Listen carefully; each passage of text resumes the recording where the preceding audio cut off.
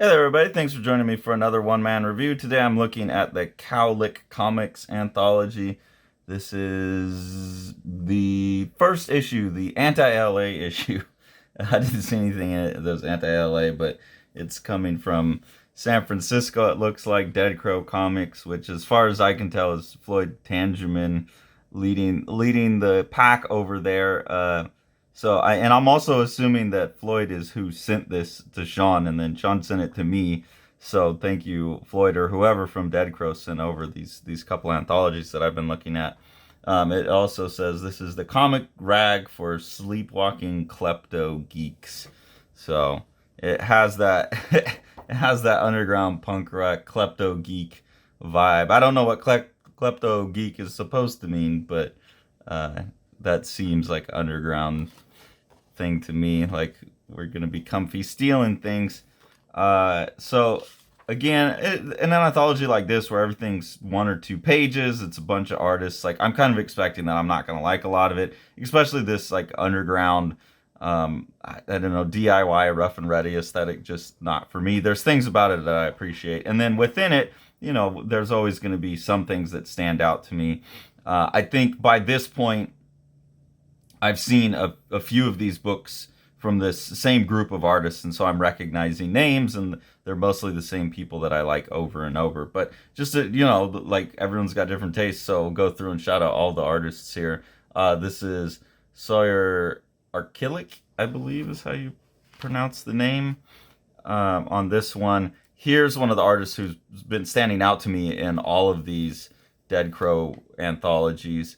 And luckily, this person's actually on Instagram, so I can keep seeing what they're up to. Most of them, it's hard to track down what else they're doing. But this is Nick Fowler. I've seen 3 things by him now, and they're all really interesting in use of materiality. They're also all very different. So Nick Fowler is striking me as someone who's like a really interesting kind of formalist who's playing with like materiality and just different ideas about how comics get made. Like this is obviously kind of a remix comic, like shuffling panels and things from other places in a collage.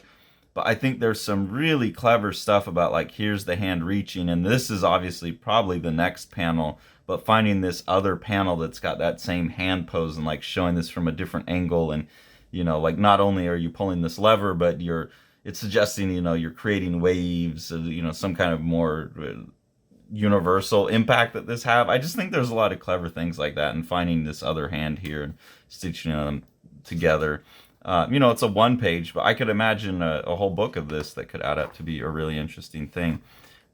This is Sam Siegel. I really like the kind of painted style here. Again, in the last one, I started thinking, and I'm not sure it's a thought I'd ever had until the last one, but how some of the standard icons that we use in comics to communicate would be different if we had built comics out of a different medium other than pen and ink. And so like painted stuff like this is interesting to me. Again, it's 1 page. I don't know what to make of it in terms of story. It just seems like disconnected images, but it's suggesting to me that there could be a whole nother kind of language of comics, especially with the little glyphs and stuff that we use, like little stink lines off of poo. That would probably be different if it had developed in painting. And this one I really liked as well, just the materiality. Not so much like it as a comic. To me, it's more of just like a illustration or collage. But this is by Deji Lassie. And again, if comics had developed out of collage, would we have different language? It's interesting to think about to me.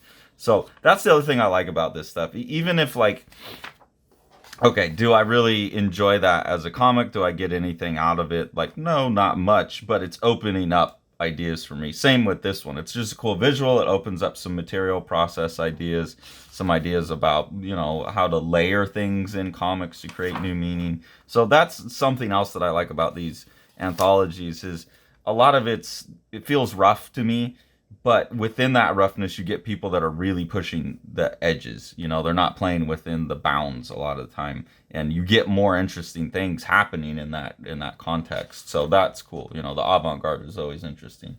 This is by Ivy Gian. Sarah Kirby. This is another really cool painted one that I like. And this is again, I this is the kind of formal stuff I'm talking about. Like, is this an illustration or is it comic? Because you have a tree, so these could be panels, but this could also just be an illustration of people existing on this tree and kind of each having their own room. I like that. It's cool. I like the look of the paint on there. It seems like they had to photograph it, not scan it, so it's a little blurry, but there's something about that. This suggests new possibilities to me. Here's another Nick Fowler one. Again, everything of his I've encountered, I've dug. This is another one of the remix comics. So this seems to be a mode that he worked in at least more than once. I'd be interested to see a whole book of that. This is Floyd Tangeman. This is probably the most straightforward piece I've read by him, and I really like it. I really especially like the inclusion of color at the end. It takes what is usually a bit difficult for me with his work, is that it's this very, like, dense, like, scratchy, I don't know the word for it, like punk DIY, you know, just kind of like crude rebellious art or something, which always to me makes me a bit stressful. But that's what this is about. It's talking about having anxiety and paranoia and stuff, and then ending with this blue and like these more open compositions, I think works really well, because then all of this, like, I can almost, and this is the most orderly, like, page I've seen too. So a lot of that stuff is just too chaotic for my brain. Like, I just have a hard time sifting through it all. Here, that's used to an effect where it's like, I get a little bit of that tension, and then it's kind of strange with the photos in there, and it's kind of some variety mixed in, and then you going down to these more clean panels. Like, that's a cool progression to me, where the way that the art's put together makes me feel something, and then you get like this resolve note with the sky at the end and the I love you, and that one got me. That one seems very effective to me. I like that. Here's another Jade Marr. I've noticed Jade Marr in a couple of these as well. Usually with drawings, really love the watercolor aesthetic, the like kind of pastel, sherbety Easter egg palette in this. No idea what it is. It's all abstract, but it's like, you know, poetics of form is something I really do like, and I really like this one. And Jade Marr is one of the ones I keep coming back to. Like, I like this person's stuff, but when I go to follow up with them, they've ditched Instagram and say, just email me. It's like, well, okay, I don't know. I'll just keep a lookout in books. But Jade Marr is someone I find interesting and compelling, and I'd like to have access to more work from. Bert Carlis, I really hope that's a real name. I can imagine that being like the dude in town who's just done got a car, and that's what people start calling him. Fun little story here. Good cartooning. Cade McClements. There's two by this person, and they're called In a Dream, and they're dated, so I believe this is a dream journal, which is like very personal. It's usually difficult for me to listen to people tell dreams, because it's like, I don't know, you're just kind of saying a lot of disconnected words. I like it better in a comic format. And there's things like this that I don't think the artist is doing them to publish. You know, this is just something that someone does, like, as part of their day-to-day life, and it has use value to them, and I really like that. And it's cool when things like that get published. It's nice to have that kind of extra communication with people outside, but there's also not really much sense that anyone's trying to communicate with me anything. It's someone communicating to themselves, and then by having it published, they're giving me a little peek into that process, which is interesting. But I think there's always that barrier there with that kind of work. Like, it's not really for me. Here's E.C. Kahia Reed, I believe is how you would say it. This one, I like the art on it. I especially like how the kind of water effect is achieved just by erasing out the pencil. Really nice. As with the other ones too, I appreciate that all of this stuff looks like made 100% analog. That doesn't look like there's any digital stuff. There's a tactility to it all that I really like. The narrative in here is interesting to me too, because they're pondering, like, will there be any new movements in art, or has everything been done already? And dealing with the AI stuff and seeing the NFT coming along, it's interesting. I don't know if those count as new movements. I don't know that anyone's. I don't know. I don't know if those count as new movements or not. But I feel like those are, as distressed as we are about, people were about NFTs. I always thought they were kind of interesting. Still think they're interesting. The AI stuff, obviously distressed about it, but think it's interesting. Like that's good. Like the art world needs to be shaken up every now and then. This was this comic's complaining about. So I'd be interested to go back to this artist and see if that counts as a movement for EC. Let's see. When was this? So these are definitely clusterfuck design aesthetics where clear communication. At least so this is actually something else that's interesting to me about the Dead Crow is it seems like they're trying, and I shouldn't say trying. They're just so far outside. This is 2022. Okay. Yeah, I'd be interested to see what EC thinks about if the AI art and NFTs is a new movement or just new tools. Anyways, I have noticed on the Dead Crow stuff that they're pushing against things on all levels, which is what you want out of like an avant-garde, underground magazine. And one of the things that has irritated me at first, because the first one I encountered was the collab issue with, I'm going to blank on the name, Domino Comics, Austin English Domino Comics. In that one, they had like this double index where it told you what pages they were on, but then it had their like initials, and you had to like kind of sync all that up. This one here, they're giving you the order of the artists, and then it took me a second to figure out they're telling that okay, that's the first two pages is Sawyer acrylic, and then the next one is Nick Fowler. Whereas in the other one, the Tinfoil Comics #1 that I got, it seemed more orderly. So I think, even though that's frustrating me, it's really interesting that people are like trying out different methods for cataloging, basically, giving credit to the artist. And that's where this kind of stuff interests me. It's just people like, okay, like we're not trying to communicate. Like an avant-garde publication, the goal isn't clear communication, right? Like you're trying to break that. And that they're breaking it kind of almost on every spectrum is interesting to me. Some of the solutions are frustrating, some of them are more interesting, and it's interesting just in terms of like people recategorizing the world or viewing the world in a different way, and that showing up in even just the credits is interesting. They're really pushing it. Some of it's hard to look at. It's really like, people from a graphic design perspective, you would say this is bad design. It's not very clear, but that's not what they're aiming for. This is Hans de Haas. Read something else by him. Seems very interested in like trying to sound cool in the dialogue, but it comes off as, I don't know. That one's not for me. Here's another Jade Marr. Again, someone that I like, kind of showing up with different aesthetics here and there, and I like them all. So someone who's playing a lot, and I really like that, and I just can't follow up on Jade's stuff, but I like it. Sawyer acrylic, and up top here, this looks like a sketchbook page figuring something out, which is, I like the sequence of it, but I almost feel like this is a sketch. And then having this, which they said this is by Ashton Carless, or Mr. Carless. This is just something different. I initially thought they were related, and having it folded up like this is that the physicality of that again is interesting. But the whole thing just kind of made me think of a sketchbook page. Like I'd like to see where this goes. Juliette Colette. Here's another one of the Cade McClements in a Dream. So I'm guessing that there's a ton of these. And again, I don't know that I'd want to read a whole book of them. Like I could see someone doing that, but I think that works better. Just a few of them here and there. Like here's a peek into my private life. This would be kind of interesting on an Instagram feed. They're cool.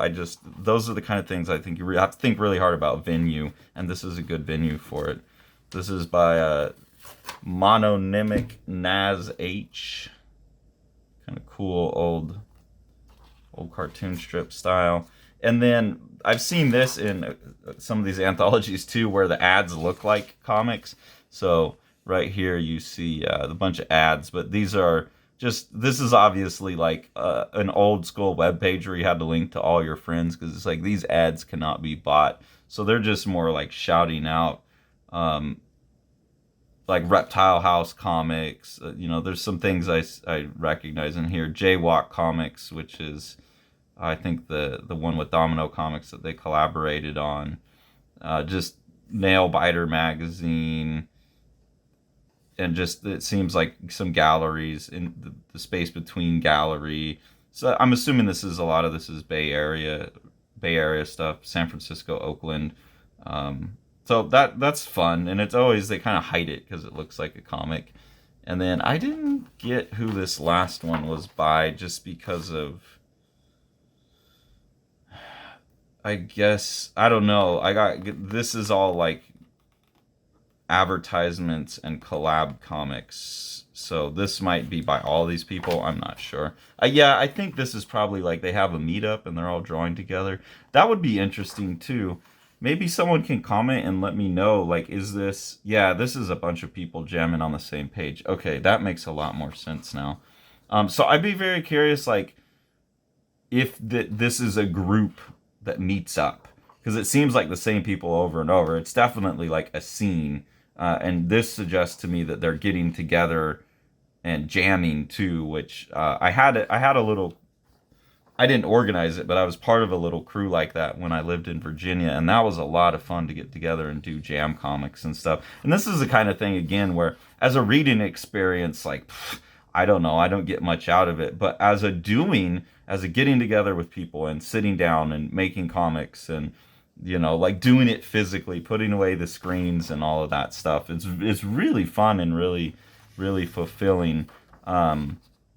I never felt compelled to share those things because I didn't think that I didn't think that was their purpose. So it's always interesting to me when people choose to share that. I don't know if there's like a need to share everything you do, or like they're celebrating the group with this, or what it is. But I have a hard time consuming stuff like this because it just doesn't seem oriented towards consumption. And I know in a magazine like this, it's kind of like this outsider punk rock DIY. It seems like anti-consumerist, but still, it's something that you pick up. It's something you buy. It's, you're not just keeping this in your house. I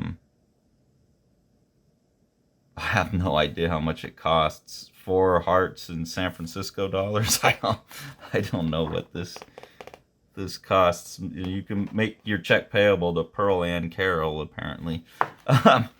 But yeah, unless this is being handed out for free, maybe there's some kind of grant funding this or something.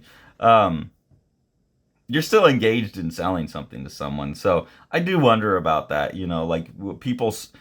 I think it's a hard thing to figure out what is the appropriate venue for what type of product. Where like these dream things I was saying, a good venue is a magazine where it shows up on a couple pages, so you're not overwhelming someone with like a 300-page book of all your dreams, or an Instagram feed where you can check in daily. And then maybe this is the appropriate venue for something like this because you're celebrating the group, and then this is something that the group went and did together. But realizing from the consumer end that sometimes this stuff is going to have kind of a barrier to me because I wasn't there, I wasn't part of it.